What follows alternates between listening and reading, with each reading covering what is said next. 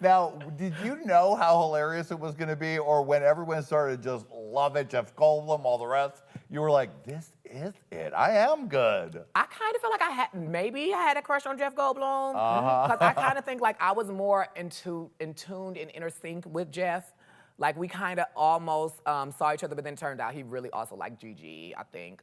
I don't know, whatever. But when like I would like I would say stuff and I was like, this is so, when it clicked to me, I'm like, we don't know what is happening right now. I don't have any idea what is going on right now in this debate. And when I said that, and he looked and he said like, huh, like, I was like, oh, he gets it too. Okay, well, we're moving in the right direction. Now, you won, right after the political debate challenge, you won the makeover challenge. Yes. So we got a picture from that right there. Yes. Jazz. Tell me about that challenge and the challenge of, you know, of winning. You know what, I love that challenge because I love people. Like I feel like at the end of the day, at the base of drag is that like I said, how amazing is that people love what you do. And then like to have fans of the show, which are the reason why the show is still going, because you can say whatever you want to, but at the end of the day, if there was no fan base, there would be no show. Mm-hmm. And to have them there and like do a makeover on them was like amazing. And then Bethany was so sweet and she like talked to me about her family and like then she asked me questions about my family and my life and I'm like, girl, you're gonna make me cry and we're not here to do that. We're here to win this competition. Right. That was literally one of my favorite challenges because I love that like have an opportunity to like connect with somebody who loves drag as much as I do. So you're breezing through. I Yeah. mean, you're like slay, slay, slay, slay, slay. And then the comedy challenge, one woman show challenge. What was going through your head? Why was that so difficult? So this is the thing. I was 100% convinced that was going to be funny. Like you could not tell me that it was not going to be funny because I told the story, and sadly, embarrassingly, it is 100% true. But nobody really knows how true it was or whatever because it was so horrible the way I told it. But normally the way I tell it, people love the story, and I'm like, oh, this is going to be easy because I'll just tell the story the way I do. But then when I got there, I was like, let me make sure I don't leave out details and remember this and remember that, and it just was not cute. Right, and you're there in front of Michelle, RuPaul, Yes. Whoopi Goldberg. And then when it wasn't going well, and like you could see Ru never really like went like, girl, what the hell? It was more like a, like kind of save it. Uh-huh. Like you need to turn it around at some point. And then also I had all the opportunity in the world to like fix it because when Whoopi gave me advice in my mind, I did not take it the way that I should have. She said the story can always change. In my mind, I thought that meant if I make a mistake in the story, I can always change the details of the story because nobody knew what it was. But what she was telling me was what I had done in the political debate is that like if it's not going well, you can change it and be whatever. I should have changed it and been like this ridiculous stand-up comedian who was like, I can't believe I came to this show and y'all are not getting it. Because when I gave that's what they loved. But shit happens. It's what, I mean, you still won. So things turned back around because you won the lip sync for 1999, but that was against Heidi in Closet, honey. That must have been hard. It was because watching the challenge, I was standing up there and like in my mind, everyone thought that like both Heidi and I would do very well at the challenge. And I was watching Heidi go and I was like, believe it's not going like funny, like very funny. And I just couldn't believe it. And then like after that, I was like, oh my God, what if I'm not funny? And I kind of psyched myself out that it was not going to be funny, and then it was not funny. And I told Heidi, I was like, well, look, don't get in your head. I know you've done lip syncs a lot. Either you can make history and go in and like win another lip sync, or bitch, you gonna go home. Because that's what I'm planning to do to you. But either way, like, get it together, and we have to go upstairs and let's just give a good show.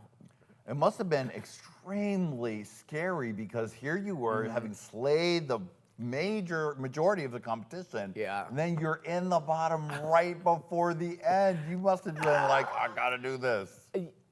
It's like, it's like that thing where you like almost get something and it's like right there. And I have had a lot of moments in my life where you're almost there and you almost get it and then you don't get it.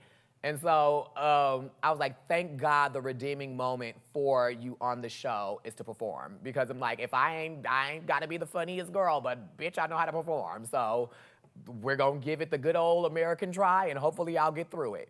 Right. Which nowadays an American try is questionable these days. Exactly. Thanks for ruining everything, Donald Trump. Aw.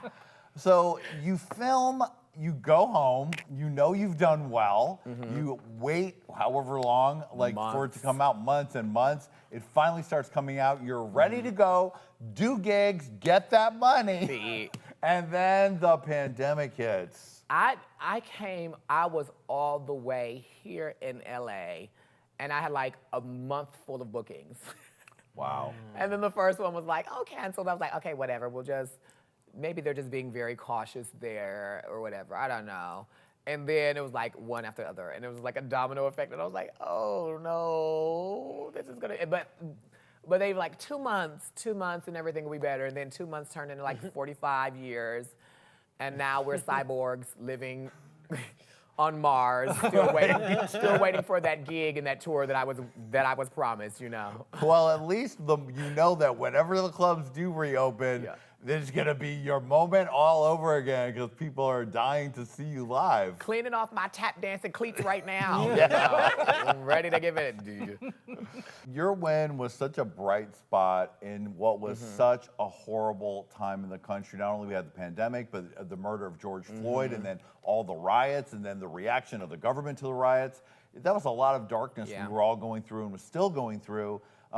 And people, when you won, it was like this beacon of black excellence and beauty. How did you feel, and what was the reaction that you got from so many people around the world? A lot of people love the fact that they're like, oh my God, this is the right queen at the right time. I'm like, thankfully the work that I put in like resulted in that, but it resulted in it at the right time. And you know, like, I think that like when it's important for people to see black people of all, like across the board, of all different like creeds or whoever you are, what you do, whatever, like being excellent. And like for me to be a black male drag queen, like still standing and believing that like I'm upset about what's happening in the world and like my voice is important. And there's trans people black trans women whose voices are important. But the one thing that kind of like got to me was that I was so proud. Like, it's less about me and more about the way that the world stood up in that time, because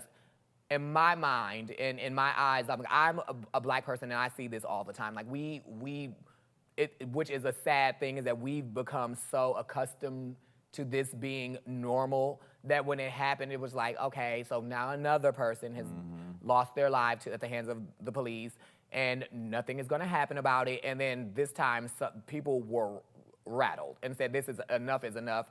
And so I was like very happy to see that like people took action this time. You know what I mean? Like not just black people being upset about it or people of color being upset about it, but everybody were like, you know what, we've had enough of this and we need to stand up for this. Yeah. And we got to keep doing it. Yeah, we have to. Things have not changed. Yeah, we have. Look, and I say like always, like as far as we've come, which when you look at the history of things, it's not that far. Right. But you know, we got a lot of, we walked a couple of steps, but we need to really like pick up and run so many more. You know what I mean? Like we have to really like, when you think about like even with Drag Race, like when the way that some of the queens of color aren't really received as well, and like they can do something so amazing and they get a couple of likes for it, but they're expected to always rise to the occasion or you'll be dragged for, you know what I mean? And it's just like so many things in the world that like we just need to like eventually be able to just celebrate people for who they are.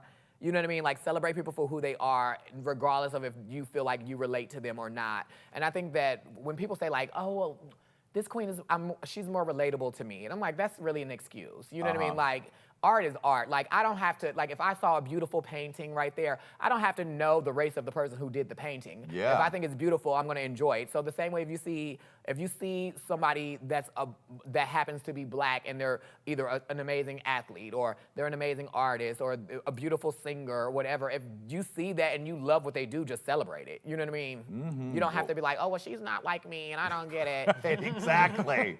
And it's our job, especially in our LGBTQIA plus family, is that we, you know, if we see anybody in our family being hurt, we all need to stand up and push against the people messing with us. And I'm telling you, it's really that thing about like, get out of this space where people are like, I don't know if it affects me. I don't really want to.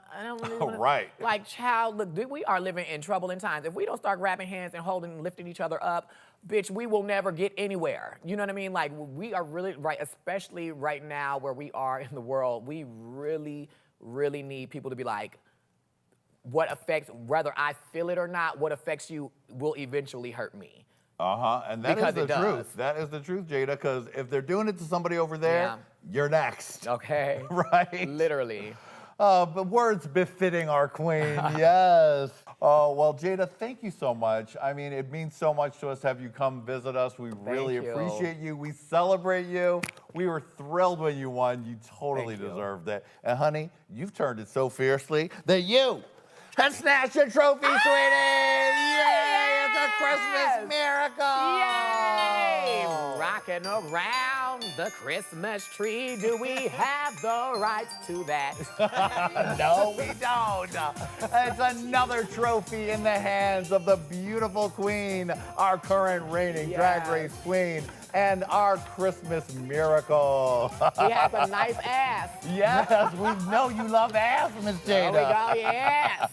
Well, thank you to Jada, of course. Thank you to Erica Tor and Adam Joseph. And thanks to all of you. And shout out in heaven to my beautiful Lady Red. Christmas ain't the same without you, baby. We love you. We love you. And we'll see you next time on Hey Queen. And don't forget, Jada is going to be playing what? Holiday Look at Her. So you're going to want to tune into that. We'll see you next time. Merry Christmas and happy holidays. Happy holidays. Bye, sweetie. Get on out of here, you little reindeer. Go on now.